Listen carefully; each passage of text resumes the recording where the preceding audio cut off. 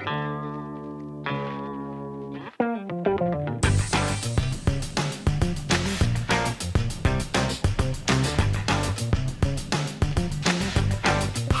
and welcome to the first episode of the Discerning Nerd Podcast. I am Will Allen, and this is my co-host, Mike Bryson. We are here to talk about some nerd stuff for you all today. So, what's our first topic there, Mike? All right, today's topic is going to be some of the greatest blunders ever in the video game industry. Okay. All right, and I want to start off by talking about, of course, legendary Daikatana by Ion Storm. I thought John Romero was going to make us his bitch. That's actually the biggest part of it. Later, he went on record saying that ad specifically is like the one thing he regrets about the development of Daikatana more than anything else. Because that came out, because before that, you couldn't do any of that. You know, the worst thing you ever had in an ad was the fact that Sega's ad was, the Genesis does what Nintendo don't. And that was even edgy. And then he took out a full-page ad, and all it said was, John Romero is about to make you his bitch. I bet you John Romero was the happiest man in the world when those freaking PlayStation portable squirrel D's nuts commercials came out. Yeah. Finally, somebody did something worse. Yes. It's just, nobody thought about John Romero anymore, which, I mean, when those came out, nobody thought about John Romero in 15 years. Yeah, well, I mean, come on. You know, John Romero will make you his bitch. PlayStation D's nuts. I think the worst. I'm playing nut portable. It's not racist squirrels. That's how you advertise a game console. It's nuts you can bury outside. No, come on, man. But yeah. There's obviously an advertising failure, but on top of that is the fact that the game was such an unmitigated failure as a game. I mean, it was so overhyped specifically because of the utterly ridiculous ad campaign. And also, why did the gaming public back in the 90s think that his ability as... He was famous for making Doom mods. Yeah, well it's not even Doom mods. I believe he did work. Did he work on Doom? Yeah, he worked for id, and he split off to make Ion Storm himself with a bunch of id employees. I just don't see why that would leverage, because Doom is cool. Everyone likes Doom. Well, everyone likes Doom, and then Doom was terrible for 20 years, and now there's new Doom, which is awesome. Exactly, yeah. And he has nothing to do with it. Which is a good thing. Thank you, yes. It's, you know, I guess back then maybe it was different, where your programming pedigree meant something, and the fact that their entire slogan at Ion Storm was, design is law. And I guess back then the design teams were so small you actually knew who the individual designers were. Yeah. Well, you know, since Daikatana was the great failure that crippled Ion Storm, we have to talk about what led to it. Because when they founded Ion Storm, they got an office at the Chase Tower in Dallas on the top floor. It's a penthouse office suite. It was on the 54th floor of a high-rise building. For a software company. Okay? They even had a room where, now remember, this is the 90s, so this is a lot, where they had a big screen TV, a bunch of couches, and a VCR. So you could play movies. Was this the playtesting room? Or No. did they No. It was literally called the Crash Room, so you could go and take a nap. Oh yeah, this is back when companies thought crunch was still a good idea. Yeah. Well, they still think it's a good idea, but most of them know now. Yeah, making your employees work 6 days in a row doesn't actually increase production. No. Productivity it just makes drops. them angry. Yes. And so what they did is to offset, because they wanted to do that because they wanted to have this image as like the #1 company on the forefront of game development. We're so big and bad. We are bad fucking ass. And it didn't work. Probably should have made a game first. Yes, and that was the thing. So literally their plan going into it was get the swankiest, fanciest office you can possibly get, then scoop up titles that other companies have almost finished and release them for quick money. That's the Microsoft approach. Yeah. And so the thing is, it actually kind of worked, because they, under a contract they had with Eidos Interactive, in order to produce, I believe it was 6 games, just so you know, I'm pretty sure they actually only got to 4 before the contract was considered null and void because they couldn't actually do it. And so first they did, I know they did Anachronox, Deus Ex, and Thief, Deadly Shadows. All pretty good games. All amazing. And if you know, like, the Thief engine's a big deal. I don't think it was actually developed by Ion Storm. I think that was Looking Glass. Well, we know what happens when Ion Storm develops the whole game. Exactly, yeah, that was Looking Glass. You know, that's how we got System Shock 2, which is super classic. Woo! Absolutely phenomenal game. But after that, yeah, like, they had a little bit of money in the pocket, and so they went at a game full tilt. And they made every promise that you could possibly make. Huge open world, sophisticated AI, a story unlike any you have ever seen before, weapons that will blow your fucking mind! And somewhere in the world, a young Peter Molyneux is taking notes. Everybody just look to the skies and cross yourself and think of Fable. And how that just downhill. But with Daikatana, it was this big thing, and like the whole selling point of the game was that the main character was honestly stereotypically Japanese. I don't know another way to say it. I just assumed his name was Daikatana, and he wielded the Daikatana, and it was called Daikatana of Daikatana. No. His name, it really was just like so stereotypically Japanese, and I think he had like a stereotypically Chinese woman, and then there was just like this big black guy. And they, no, seriously. And they were all so stereotypical, it was kind of offensive, but since it was the 90s, no one really picked out on that. But he did wield the Daikatana. Yes, he had the big sword. Yes, which is what that translates to if you're not up on the Japanese. And it's the big sword. The hook of the game was that you could travel through time using the Daikatana. Okay. Yeah, and so you have to go through different time periods and solve time. Like Time Splitters, but done all shitty. Yeah. That sounds familiar. Yeah, exactly. It's people have no, this is actually the best part. There are 3 characters, and you play as Hero. Your name is Hero. God damn right, pulling one from Snow Crash. Ugh. Your name is Hero, spelled Hiro, because then it's not. Because then it's a Japanese name and not the word hero. Yeah, the girl's name is Mikiko, which is not a name. No, yet not a name. Is fake Japanese name. Now, please tell me his name is like Big Dick Johnson. It is Johnson. Yes, but it's Superfly. Superfly Johnson. His name is Superfly Johnson, and he's a former NFL player. Yeah, I was going to say, the name Superfly Johnson is either a football player or a professional wrestler. Those are the only two things. The best part about it was, like, the way the gameplay was supposed to go is that you were supposed to travel through the different time periods with your teammates. And originally the promise was that you could have humans controlling those teammates. That went out the window real fast. Yeah, see, I remember playing that game on the Nintendo 64, and that was a one-player game. What it was is it was just this thing. And that was the problem is they're like, well, we can't actually have other people controlling them. And so they were AI controlled. But that's okay, because he was going to have super advanced AI. Wow, that didn't work at all.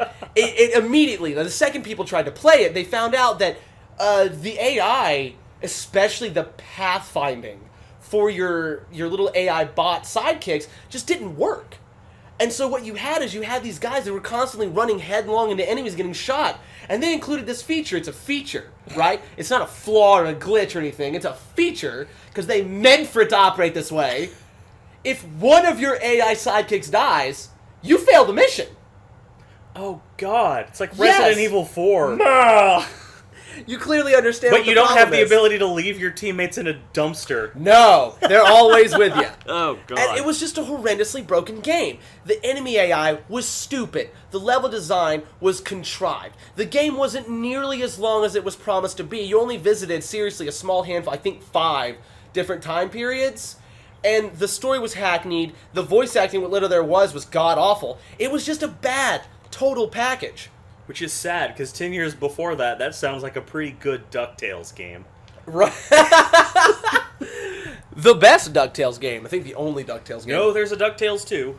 Alright, we're going to move past that one. Yeah. But yeah, so they spent all of this money, and they actually had this really, really ridiculous initial concept to snatch up other people's games and finish them for them and publish them. And it kind of worked. But the second they sat down for their design is law, I mean, like Valve, they only had like a small handful of employees too. So trying to finish this game that was so grand in scope and thought and was such a massive gesture to the community, they couldn't do it. So they were working like 7 days a week, 14 hours a day. Half his staff quit before the game even released. Not a good sign, usually. No, it's a very, very bad sign. At least he wasn't a Japanese developer. They would have killed themselves instead. Yeah, Koroshi. Ooh, Konami. But that was the failure, though. It's the fact that they put everything they had into this game. And on release, it was an unmitigated failure. Critically panned, a commercial flop. It was nothing. No substance. John Romero was one of the rising stars in video game design at a time when we didn't even really know, I guess, Miyamoto yet. Yeah, at that point it was Miyamoto. That was it. Yeah, we didn't even have Kojima really yet. And then he existed, but it wasn't like... He wasn't Kojima. He wasn't, His Holiness Kojima. Yeah. He was just that guy, Kojima. The guy whose name pops up on the screen when you have to switch your controller. I've realized now there are only really 2 game developers who have a positive reputation anymore. Hideo Kojima, Shigeru Miyamoto. And then who are their counterparts? David Molyneux, John Romero, freaking David Cage. Yeah, white people are not good at this. Europeans are not good at this. Yeah, especially. Jesus. Yeah, eventually... You heard it here. French people, stop making video games. Or at least stop after you make Rayman 2. Or whatever country David Cage is from. Wherever he's from, don't make video games. And Peter Molyneux. I mean... Yeah, and... However... Fable Journeys won't be on rails. Yeah, or what was it? The guy who originally founded Ubisoft. I don't know how to pronounce his name because it's mega French, but I think it's Yves Guillemot. That says all you really need to know about it. Yeah, but he's super French, and Rayman 2 was phenomenal. And now Ubisoft is one of the 3 most maligned video game companies on Earth. Boom! Yep. Eventually, Ion Storm was actually acquired by Eidos and was actually sold off and became Square Enix Europe. Wow. Anybody remember a game that Square Enix Europe did? I'm going to assume they make those Chocobo Dungeon games or something? No, those are straight up Japanese. Oh. Yep. Oh. In fact, any Fushigi no Dungeon game, period, that is a super Japanese game. Nobody else makes them. I know what they made. What? The Bouncer. God, no! Oh, okay. Not that. But yeah. Jesus, the Bouncer's so awful. But no, I mean, that honestly was the big failure. Was the fact that it was so overhyped, they had a lot of promise, they overworked their people, lost half their staff, released the game anyway, and it just fizzled.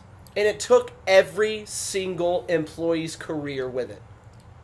Woo, that sounds like what Konami's been doing for the last couple of years. Yeah, we'll have to cover Konami at some point. It's just... I don't want to step on Jim Sterling's toes, but Yeah. that's his crusade. Ooh, boy. Okay, now that we've covered Daikatana, which was one of the greatest unmitigated failures in video game history... It's weird that, like, none of these really bad game failures, except, of course, the game crash in the 80s, happened until discs got involved. Yeah, it's actually a thing. I see. That is actually true. So maybe CDs are the real enemy. Yes. We should have stuck with cartridges. One of the rumors for the Nintendo NX is they're going back to cartridges. Now, man, I want to see a cartridge that can hold a modern game. I'm just imagining something like the size of a waffle. No, like it's going to be like a solid state drive. Yeah. That's what it's going to be. Like when you put the cartridge in, it's just a solid state drive. Yeah. And it just runs the game like that. I don't know, if we plugged it in... Actually, Nintendo do this. When you plug in a cartridge on the NX, the system itself has to just go... Please, I would love that. It needs to make a noise like an electric fire. I miss noises, like startup noises. Because, like, all PlayStation has now is, a choir of bored angels. And Xbox has... That's the sound I imagine, like, I guess a computer would make when it gives up. Whoomp. Yeah, and Nintendo has... They have the sound from the $6 Million Man. every time I start my Wii U, it's just... Or it sounds like the guy from Caddyshack. Like teeing off. That'd be great before you can play Xenoblade Chronicles X. First, you have to catch that gopher!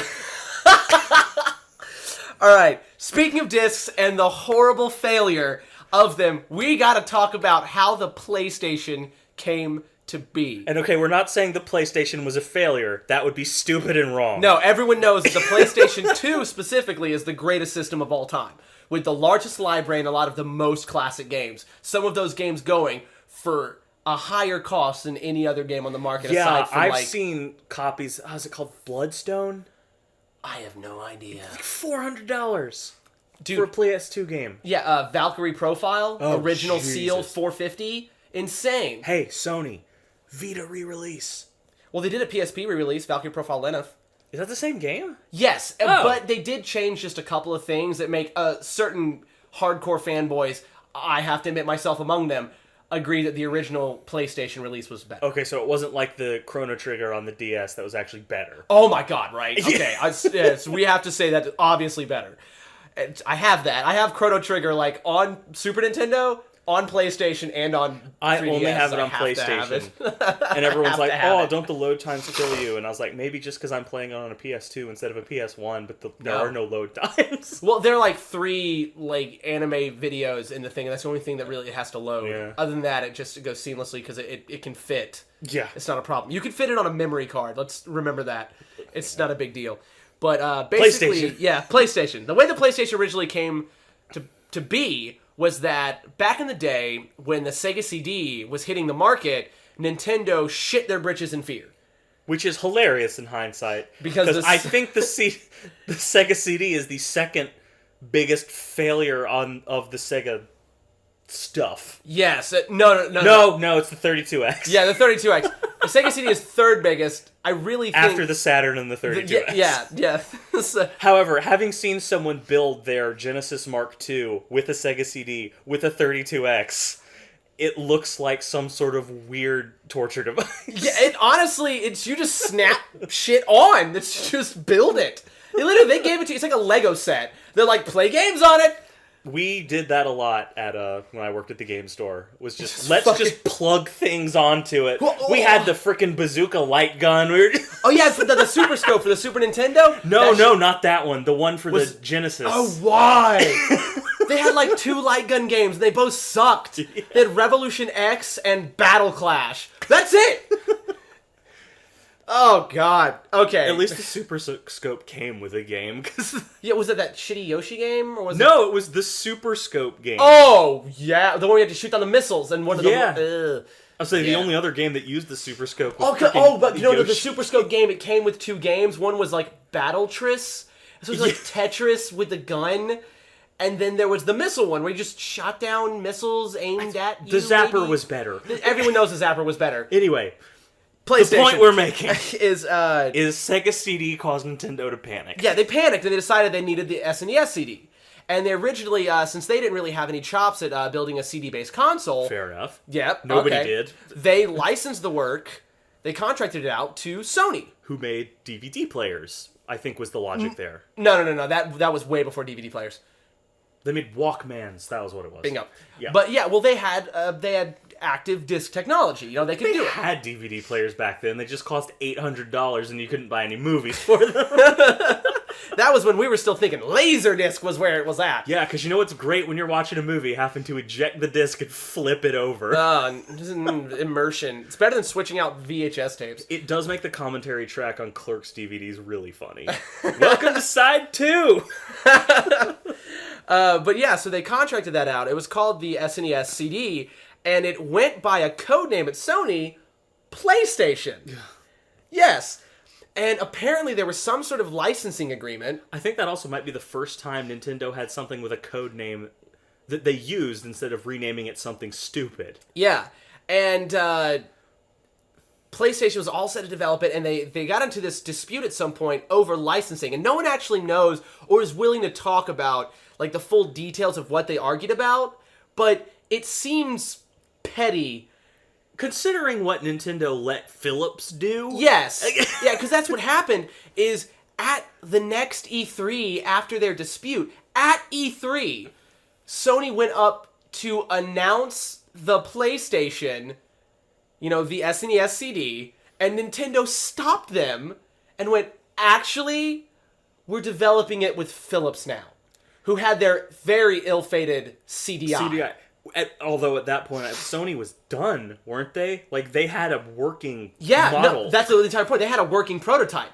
But Nintendo broke off their contract, and they contracted Philips to handle it. And the deal that they actually worked out with Philips was that Philips would be able to make 4 licensed games with Nintendo characters for the CDI. What great games they chose to make. Well, because those games weren't actually developed and released until Philips had to renege on their contract with Nintendo and tell them they couldn't make the SNES CD. They're like, yeah, we can't do it. So they still got their 4 games. Considering their deal with Philips was 4 games, something tells me the one with Sony wasn't all that bad. Nintendo just kind of threw a hissy fit about it and bailed. Which, in the 90s, kind of prone to do. Yeah. Well, we got Link, The Faces of Evil, Zelda's Quest, and Legend of Zelda, Wand of Gamelon, and then Mario, Hotel Mario. Hotel Mario, they're all abysmal failures. They're the worst games that have ever featured a Nintendo character. Yeah, but Bryson, don't you want to bomb some Dodongos? I don't, and I don't want to eat an Octorok. And if a guy took over my kingdom and imprisoned everyone to where there was like one lonely girl who had to throw a wand at him to kill him, his punishment wouldn't be to scrub all the toilets in Hyrule. Okay, but if I lived in the land of the child molesters, like they clearly do in that game, every single adult in that game is like, "Mah, rah, rah, rah, do me a favor and I will give you beads." And, Zelda and Link are both just like, yeah, that sounds like a great man who obviously looks like he wants to eat me. All of the cutscenes are presented in the most heinously animated fashion I've ever seen, and every single adult does talk like a slightly more eloquent Jabba the Hutt. All I'm saying, Captain N, the Game Master, was better animated than those cutscenes. And Captain N, the Game Master, once aired an episode where it didn't have backgrounds for a minute of the episode.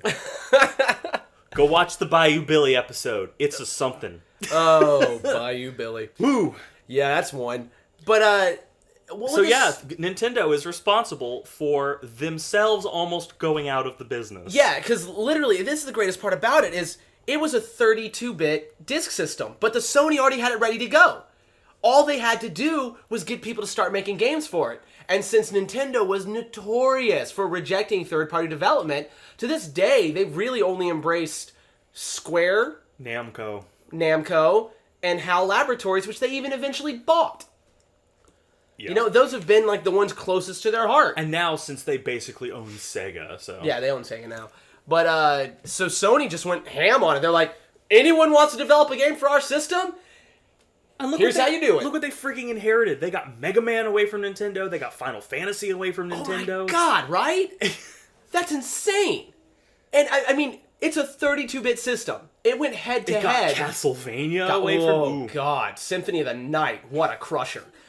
But, I mean, it's a 32-bit system that went head-to-head with a 64-bit system and won! They won! Sorry, all I've got to say, what is a man? but a miserable pile of secrets and lies!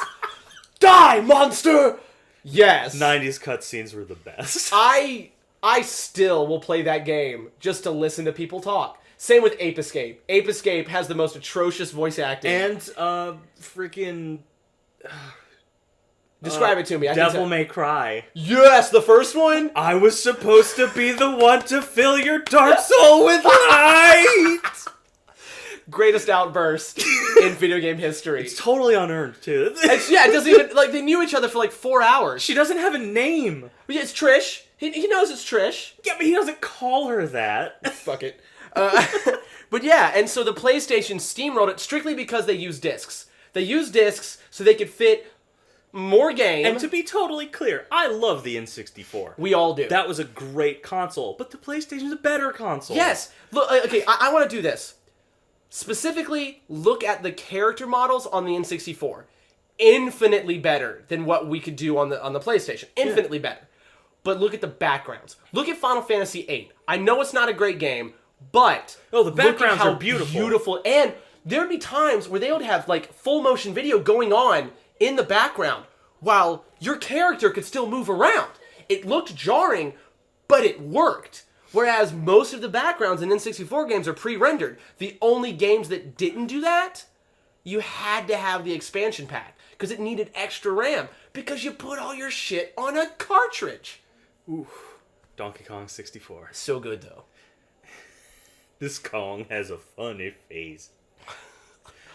Okay, Nintendo, don't do rapping. Don't rap. Yes, Don't you're do not that. good at it. Please don't. Yeah, I wonder, because, I mean, the N64 was a successful system. Yeah. But the PlayStation way outdid it. Because they knew we can't make it look realistic, so we won't. So they, Mario 64 became sort of, this is what 64 games look like. I mean, that was the first 3D platformer ever. And it's still one of the best ones. Yes, hands down. If it weren't for that, we wouldn't even have Crash Bandicoot, Spyro the Dragon. Yeah. None of that shit would have happened without Mario 64. Banjo-Kazooie. Which is... I like Banjo-Kazooie. It's a rip-off of Mario 64. We all know. Like, it's fine. With way more... Too much collecting. Well, Donkey Kong 64 did even worse. Yeah, but Donkey Kong 64 only had like 2 kinds of collectibles. You just had to collect way too many of them. You didn't have Jiggies and freaking... Jiggies, birds, golden feathers, red feathers, mumbo tokens, some eggs and some more eggs. Regardless, the point is... No, those are the tokens. There's too many! There's too many. Assassin's Creed decided that was fine, though. Wow. How many feathers can you find? None of them. I can find none of them. How many banners have you found? 20. How many are there? 140. Yeah. No, just walk away. Ugh. But yeah, I mean, I wonder what that felt like, honestly. Yeah, just watching these guys, like, that should be us. Wow. And now, granted, who knows how it would have turned out, because a bunch of those classic PlayStation games probably never would have been developed. No, exactly. Ooh. It's just really, really tough. That's got to be hard to deal with. You watch your failure, your mistake, become your downfall. Because then, honestly, the GameCube is a phenomenal system, but couldn't compete with the PlayStation 2. Yep. And while and then the Xbox came out, and the Wii sold more units than like the a lot of stuff. Yeah. Well, than the PS3 and the Xbox 360 combined. Yeah. It sold exponentially more units. It's insane. Yes. But it didn't move any games. It also taught them the wrong lesson. Yes. Because it taught them that their system doesn't need to be as powerful. But the thing was, they had tapped into a market that the other two weren't aiming at, and when they refocused and said, we need to get the gamers back on our side, they didn't know what to do. Exactly. I love the Wii U, but it was... It's also... It's a half step. They have admitted fully that the Wii U is considered a failure. They are no longer pursuing development. They are switching all of their resources to the NX. Okay, and which is sad. I like my Wii U. I love my Wii U, I've had a lot of fun with my Wii U. It has a few really great games. Yeah. All of them developed by Nintendo, unfortunately. Yes. Well, and actually, I will say this. No, Xenoblade Chronicles X is a great game. Also, the port of Darksiders 2 is better.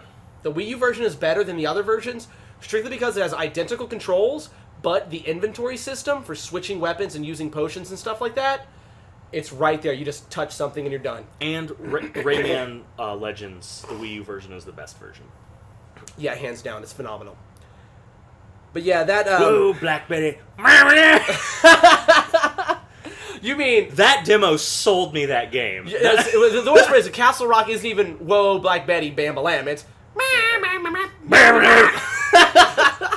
And then it has a banjo breakdown. Yeah. Which makes all songs better. We're definitely going to look into some more of some Nintendo failures again in a little bit.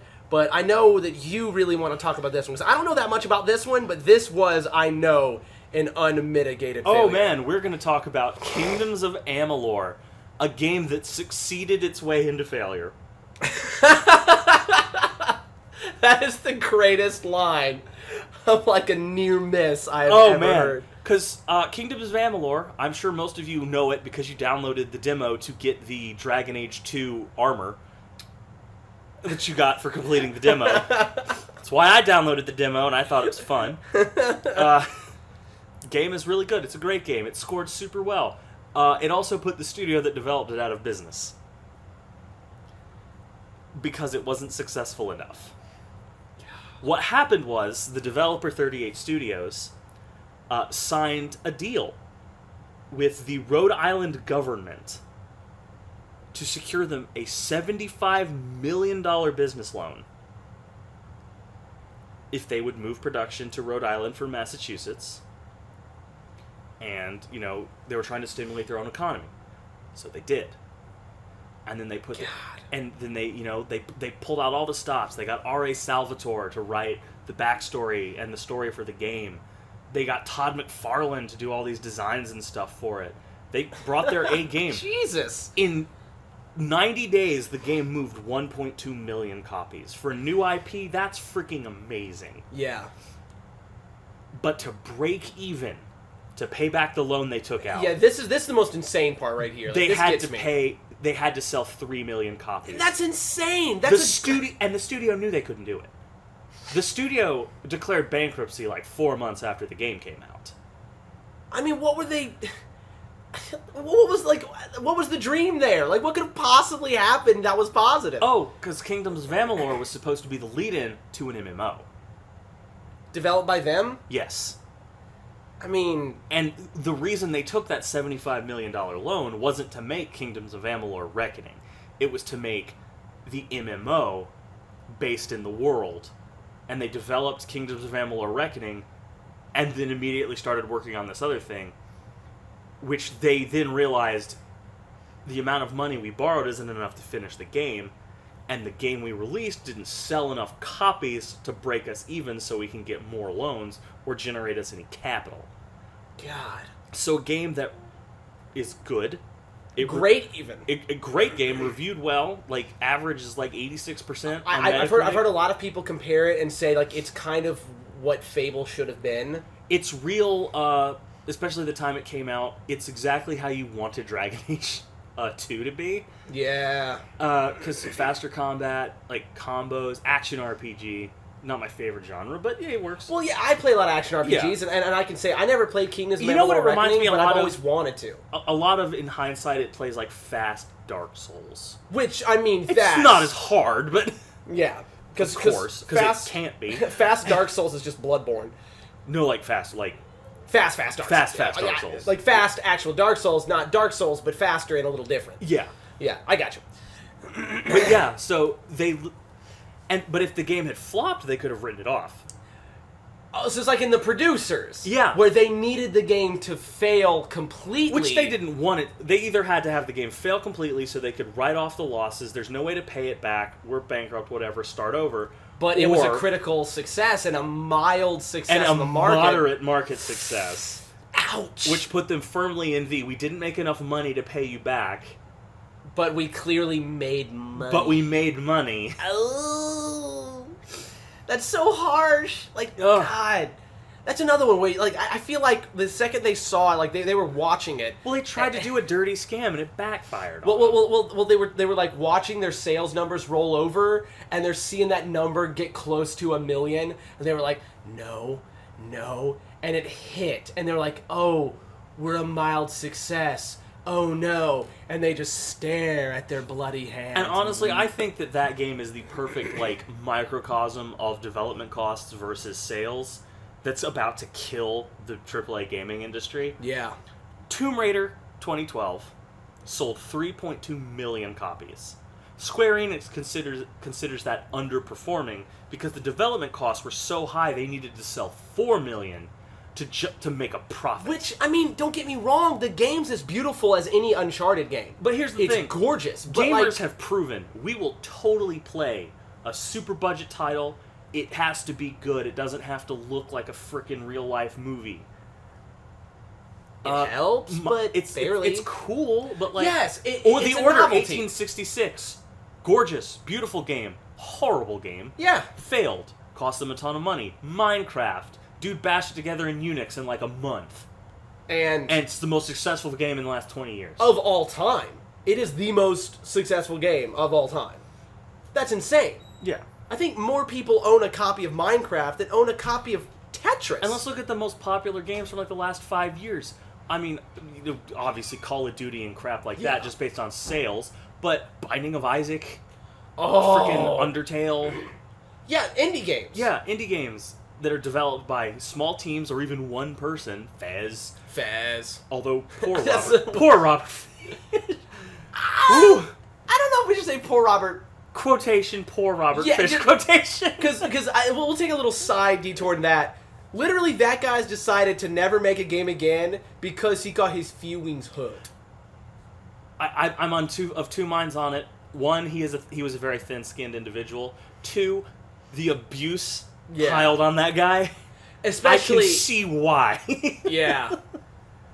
It's just... Twitter, stop ruining things. Twitter to me... I have to say this, because at some point in my life I have to say this. Twitter has developed into an abuse platform. Yes, it takes the worst part of Facebook, the status update, and built an entire, far-reaching business around it. Well, it's worse than Facebook, because you don't even have to post anything. Stop spending so much developing video games. It's not necessary.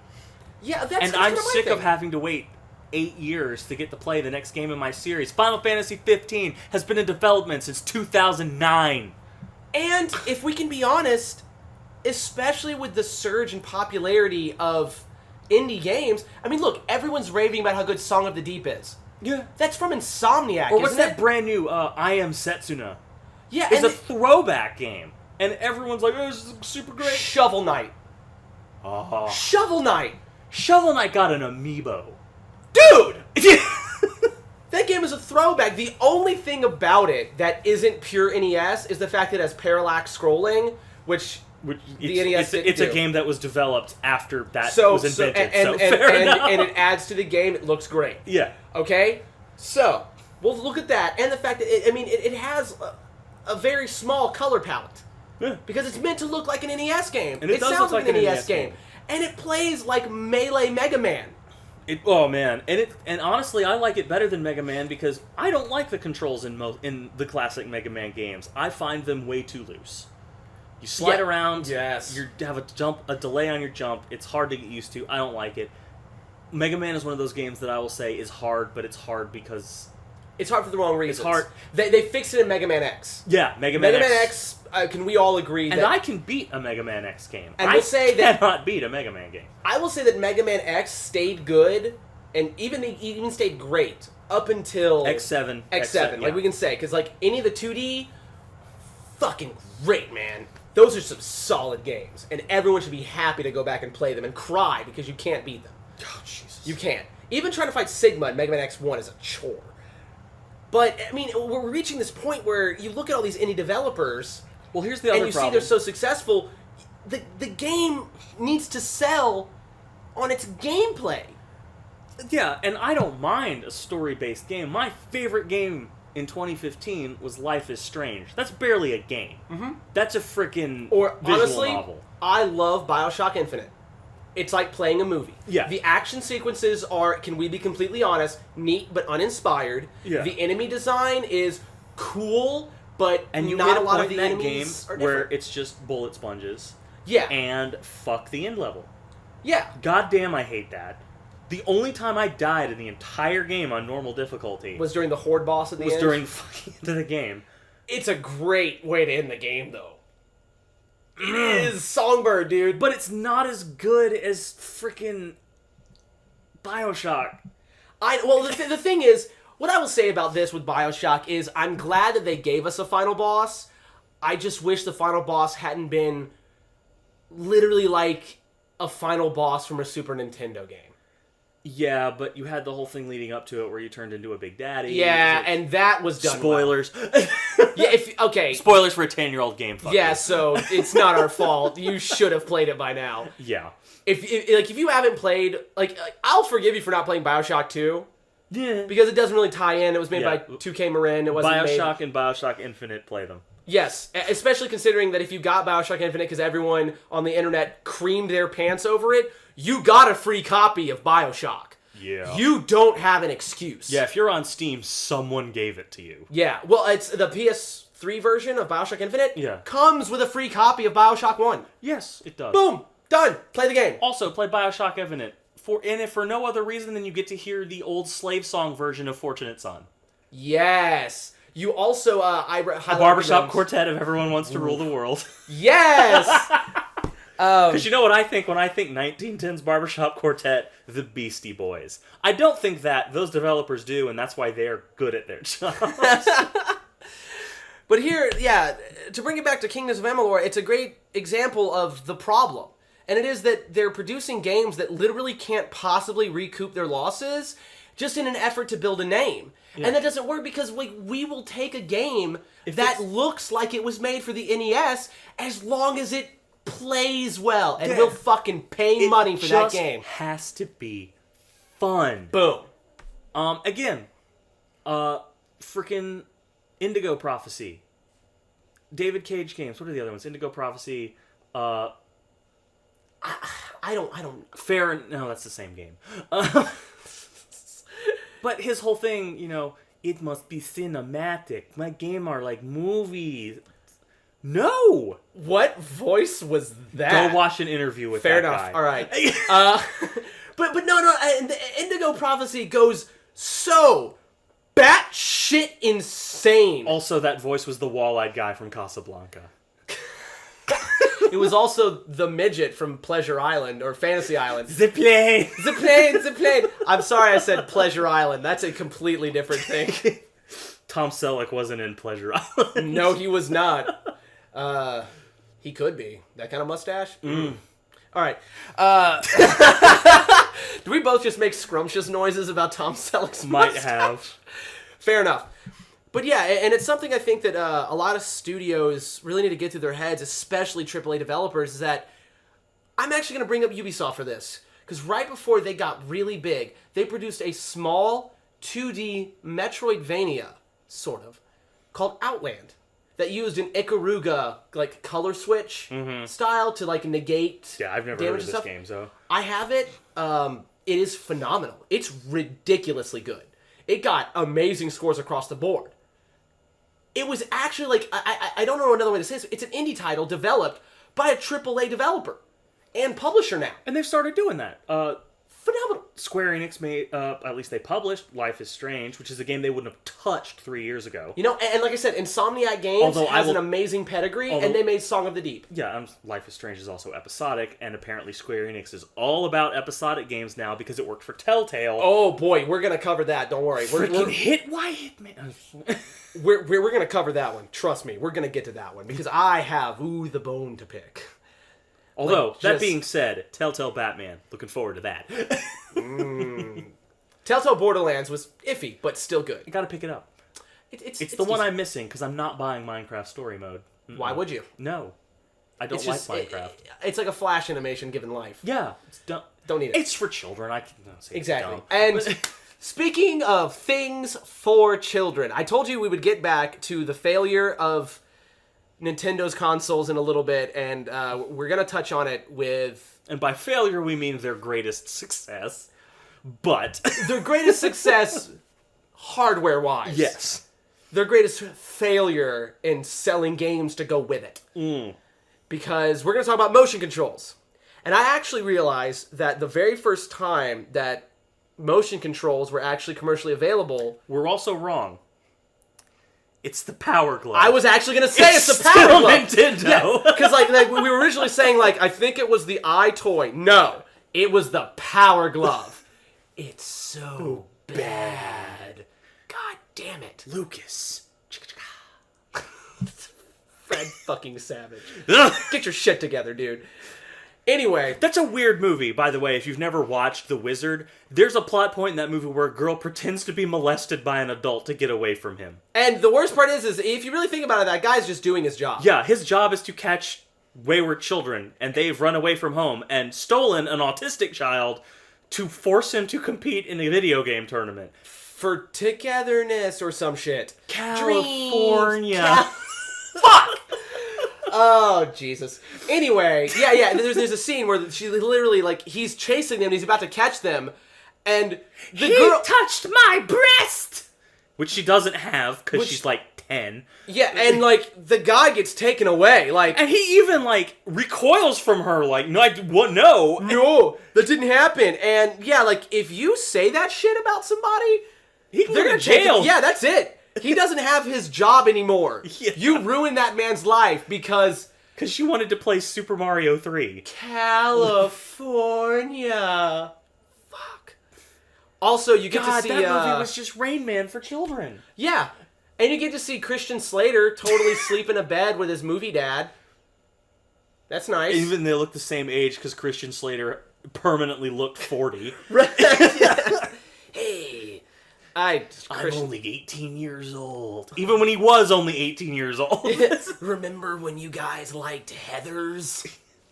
Please still like Heathers. But yeah, so the Power Glove was the start of motion controls, and people didn't really get the memo. And then the PS2, we got the iToy. Which literally was just for stupid, swipey Fruit Ninja games. Fruit Ninja! It was a Fruit Ninja, right? It was Fruit Ninja before Fruit Ninja. I'm glad somebody else remembers that. That was the only other thing it did was Eye of Judgment. I don't even know what that is. It involved buying cards. I think it was like some sort of Oh my god, I know. I remember that now. Oh god. That was like the precursor to Chaotix. Yeah. No. You know what I thought? I mean, okay, this is the thing that no one has done. Why hasn't anyone gotten the license for all the Nick Arcade games, right? Yeah. And released that on a full motion control? But no. Instead, we got Star Wars Kinect. I'm Han Solo. I never wanted to see Emperor Palpatine bump and grind, you sick fucks. Yes, apparently Chewbacca can both pop and lock it. And Darth Vader can do the splits. Great. I now know that. Didn't want to, but I now know it. Which means this burns can't be that bad. The point we're trying to make is the Kinect was trash. Yeah, I mean... Was there any... The only use the Kinect ever had that was popular at all was frickin' Let's Dance. Yeah, that and some people thought there's one feature you could do where specifically in Skyrim and Mass Effect, people like to use the voice controls. I hated those. Not because I used them, because I had a roommate who used them in Mass Effect, and he had a rage problem, so I would often get home from school and hear my roommate shrieking at his Xbox. Use your fucking biotic shield! Yeah. Tally! Do the nerves! This man also embedded a PlayStation controller in his wall once. So Jesus! He was an angry little man. But yeah, the point we're making, the Kinect sucks. The Kinect only exists because Nintendo gave it one more try with the Wii. Which did send them the wrong message about how to sell a console. Yes, it did. Because I bought the Wii, the month it came out, I was one of the lucky few. So I had to play on my Wii right away. I had Wii Sports. I had Legend of Zelda Twilight Princess because the guy who I bought the Wii from had bought that as his one game. And the first game I bought was Red Steel. Red Steel is not playable. No. And that's part of the problem is the fact that it's... When you have something so kitschy... Like I will give this to the PlayStation Move and to the Kinect, is the systems didn't revolve around it. No. The Wii... They were attachments. Yeah, you couldn't really develop a game for the Wii without including the motion controls somehow. And that was the biggest downfall, because that includes an entire other set of criteria for developing your game. And that's insane. That even for Nintendo, a company notorious for driving away third-party developers, it left them all stranded again. Yeah. And there's because they would insist you have to use motion controls in your game. And then Nintendo proceeded to release a ton of games that didn't use the motion controls. Yeah. Smash Brothers Brawl. Didn't need them. Mario Kart. Didn't need them. You could use them. Don't know why you would. Any of the Mario Party games, you could use a GameCube controller.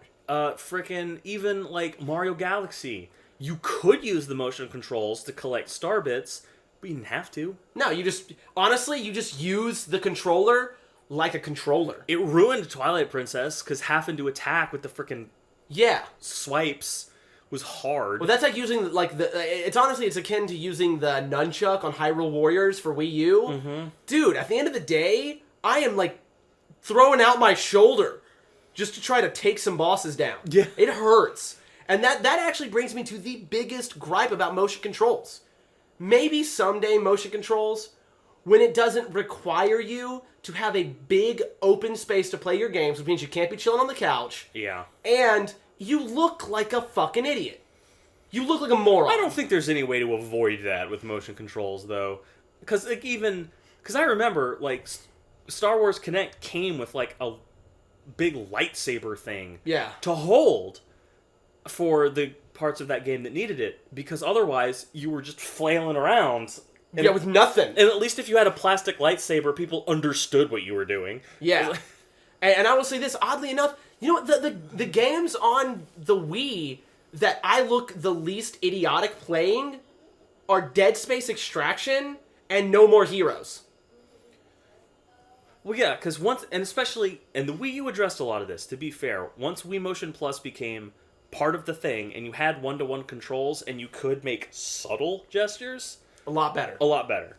That was why the Move didn't launch with that. And that's why the Move was initially far superior, because it always had one-to-one. The only games I ever played with the Move were that stupid Rockstar ping pong game. Oh, God. I played the, like, sports game that they sold with the Move, because my parents had it. Yeah. That's literally, they're like, hey, we got this thing, let's do this.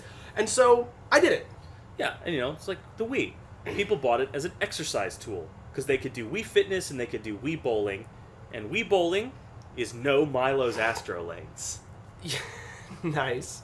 It's Mario Kart Bowling. It's the best thing. I actually... Everyone go buy Milo's Astro Lanes for the N64. This is such a plug. It's great, though. I will plug this game because you know what, it's bowling with power-ups. I'm going to plug an N64 game because I am a huge Treasure fanboy. Because I am such a stupid hipster and I deny it. I love the small developers that have produced some of the greatest cult classics of all time, like Alien Soldier, Gunstar Heroes, Guardian Heroes, Ikaruga, Radiant Silver Gun, Silhouette Mirage! What you're finding out here is that Bryson really hates himself. I don't hate myself, I just hate the fact that Treasure never got the money they deserved. Yes, but that's because they develop games like Ikaruga, which is a great game, but it's impossible. False! It's just close to impossible. Besides, we all know the greatest arcade game of all time is Windjammers. Yes! Yes, it is. But yeah, so I'm going to plug for Treasure here, and I'm going to say everyone needs to pick up a copy of Mischief Makers. It's an unconventional platformer with tons of charm. It's not as good as Kirby 64, though. Right. It's kind of what's going to be the issue with VR controls, honestly, and it's that you're going to look like an idiot. Well, also, VR controls are going to have the horrible, side effect of you're going to walk into things. Yes. Until we have some sort of system, some sort of tactile feedback where you can touch things, there's no real way... I saw once on Dragon's Den, a guy had created a frictionless treadmill that let you run in place. Huh. And he was even selling it. You could hook this up as like an arcade thing where, like in a first-person shooter, you would have the VR goggles on, and then you could actually run to make your guy go. But it would, of course, be ridiculous to have that in your home because it costs $2,000. But yeah, but the thing is, it's there. Well, they have some VR experiences in arcades that are really good, like the one that's like the like Beach Gunner or something like that, where you get inside like the little helmet thing, and then it has the controls on the side, and you actually aim around to shoot. Like, that's really cool. Or that big Star Wars arcade cabinet where you... Yeah, where you have the joystick. Yeah. The only problem with that is, you're right, is how do you handle movement without moving? The trick is you don't. Because you do run into shit. And I've seen people demoing, like, the VR games that are coming out with the Oculus Rift and stuff, and it's literally people sitting on their couch with a big thing on their face holding a game controller. Yeah. Like, that doesn't really work, honestly. And I honestly thought that, like, one of the best things that you could do with VR would actually be a Metroid Prime game. Because we have the ability to map our hands into the game just fine. Yeah. And the way Samus, if you use the X-ray visor when you're playing Metroid Prime, the way she selects what beam she uses is with hand signals. Like, if you do the Vulcan salute, that's the wave beam. Mm-hmm. Like, that's awesome! It does require you being able to do that, which not all people can, but... You know what? The game's not for them, I guess. Yeah. This is me. I'm a Metroid fanboy, and I'm like, I want to be like the thing. I want the charge shot and the wave. But imagine beam. trying to adapt that to, like, Halo, where it's like Master Chief activates things with his chin inside his helmet. Is that really how he does it? Yeah, that's how his radio works. That is so stupid. That's how his radio works. He, like, taps a button inside his helmet with his chin. That means there's room in his helmet for his head to move around. That means his helmet doesn't work. Boba Fett drinks through a straw. Right. Excuse me. A nutrient induction port. That's so dumb. It's Mass Effect's fault. Oh, God. But yeah, it's why I kind of... And, you know, it was part of the problem with the Kinect and the Move is that, of course, you look ridiculous, but on top of that, you have to have all this room to move around in, and you still can't find people who are willing to develop you like a AAA title using motion controls. And, like, in the case of Just Dance and the Kinect specifically, because the Kinect was the only one that had this problem, sometimes you would do things and it just didn't register. Yeah. Like, I remember watching a bunch of videos when the Kinect first came out of a guy trying to play Just Dance, but he was wearing a black coat, and it couldn't see him. What? Like, what was it, like black on black? Was that the problem? So it couldn't register that he was... Yeah. Like, it was at an E3, there was a black background, he was wearing a black jacket, and it couldn't see him. That seems like a gross oversight. It makes the Kinect racist! Can you imagine having to explain that to someone on the show floor? Oh, I'm sorry, you can't play this game, you're too black. Yeah, like, honestly, like, it's one of those things where, like, if your walls are painted a certain color, you don't get to use the Kinect. Repaint your house, then you can use the Kinect. Get my bright green offensive walls. Yeah, or, you know, they're like, oh, you can give it audible commands, except it was too sensitive. So they had that incident, remember, on stage. Xbox off. And it turned the Xbox of everyone watching it on the Xbox off. God. That's really ridiculous. Yeah.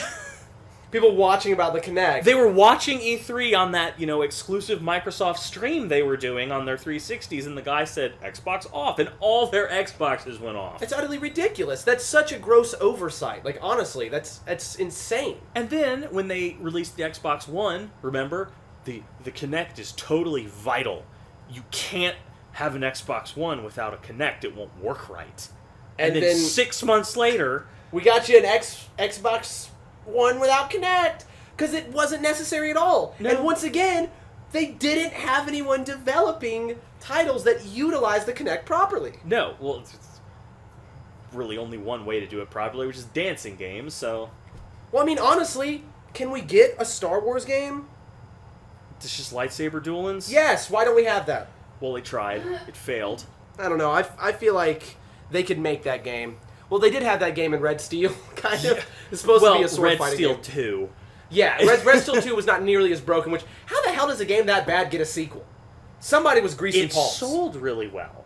Well, because it was what we wanted when they announced the Wii, was a game where you swung the thing and a sword hit people. Well, it was also a launch title. That's pretty fair, and so it was the only thing on the market. Which comes back to your original thing, the big problem with the Wii was nobody would buy games. Yeah. Everyone who owned a...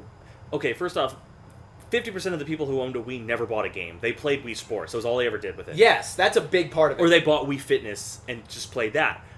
And then, like, of the 50% left, 20% of them bought, like, Mario Kart and Smash Brothers. That was the only games they ever owned. They didn't explore the library. And there are some really, really good games on the Wii. Yeah, they're really... Mad World. Mad World was super good. Xenoblade Chronicles... Phenomenal. Was the best RPG of that console generation. And I'll even say this, I think Dead Space Extraction was better than Dead Space 3. It's an on-rails light gun shooter, basically, and it is phenomenal. That's a great game. Yeah. Both Mario Galaxy games. Fantastic. No More Heroes, and No More Heroes 2. And frickin' Sonic Colors, the first good Sonic game Yes! in 10 Oh my years. god! That's amazing. let's see. Well, let's see. I've got a few over here. There's got to be. And I mean, I bought all the Project Rainfall games, so you got The Last Story.